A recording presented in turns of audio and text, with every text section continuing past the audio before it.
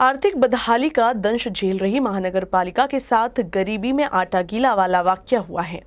मनपा के अधिकारी के फर्जी दस्तावेज के आधार पर 67 लाख रुपए के गबन का मामला मनपा में सामने आया है। इस मामले के सामने आने के बाद प्रशासन में अचानक हड़कंप मच गया।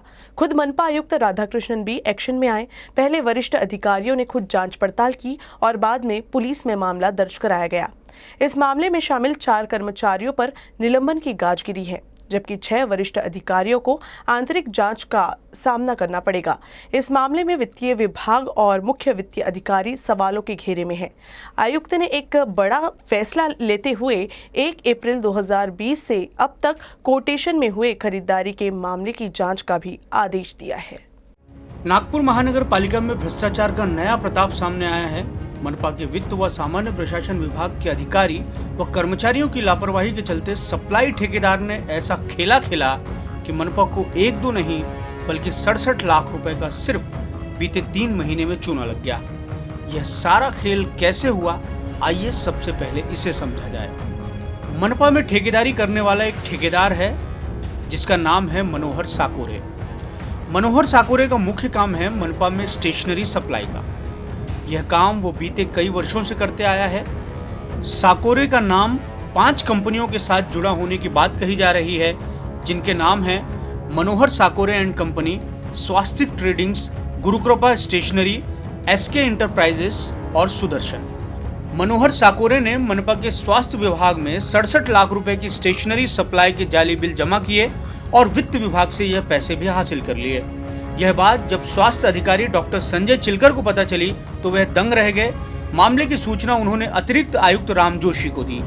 जोशी के माध्यम से यह जानकारी आयुक्त राधाकृष्णन बी तक पहुंची। आयुक्त ने मामले को संजीदगी से लेते हुए सबसे पहले खुद जांच की और प्रशासन को सख्त कार्रवाई के निर्देश भी दिए।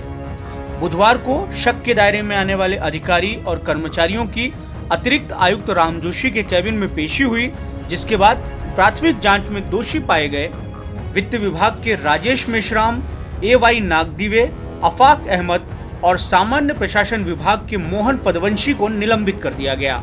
इस मामले में मनपा के 2 वरिष्ठ अधिकारी, सामान्य प्रशासन विभाग के सहायक आयुक्त महेश धामेचा और मुख्य वित्त व लेखा परीक्षा अधिकारी विजय कोल्हे भी शक के दायरे में हैं। इन सभी 6 अधिकारियों की कार्यालयीन जांच के लिए बुधवार को ही अतिरिक्त आयुक्त दीपक मीणा की अध्यक्षता में एक समिति का गठन किया गया है। इस समिति में मीणा के अलावा मनपा के वरिष्ठ अधिकारी राम जोशी, श्वेता बनर्जी, निर्भय जैन, मिलिंद मेश्राम और मुख्य अभियंता शामिल हैं। इस मामले के सामने आने के बाद मनपा आयुक्त ने इस तरह के मामलों की जांच के तह तक जाने के लिए एक और महत्वपूर्ण आदेश जारी किया, जिसके तहत अब 1 अप्रैल 2020 से अब तक मनपा के सभी 24 विभागों में कोटेशन पर हुए कामों की जांच का आदेश जारी किया गया है। वरिष्ठ अधिकारियों की समिति न केवल संशयितों की जांच करेगी बल्कि इन कामों से जुड़ी फाइलें भी खंगालेंगी। नागपुर मनपा में सामने आया यह हालिया घोटाला जितना मनपा को बड़ा आर्थिक नुकसान पहुंचाता है, उससे कहीं अधिक यह दिलचस्प भी है। कैसे, यह भी समझिए। ठेकेदार मनपा को स्टेशनरी की सप्लाई नहीं करता, लेकिन वित्त विभाग से उसका भुगतान हो जाता है। यह वही वित्त विभाग है जो कई विभागों की फाइलों को त्रुटियां निकालकर घुमाते रहते हैं। लेकिन कैफो विजय कोल्हे की नजर बिल के आवक जावक में जाली दस्तावेज पर नहीं पड़ती है। दिलचस्प यह भी है कि स्टेशनरी की खरीदारी स्वास्थ्य विभाग के लिए हो रही थी, लेकिन वर्क ऑर्डर को मंजूरी सामान्य प्रशासन विभाग द्वारा दी जाती है। यह सारी प्रक्रिया ऑनलाइन ही होती है, फिर भी यह सारा घोलमाल महीनों तक चलता है।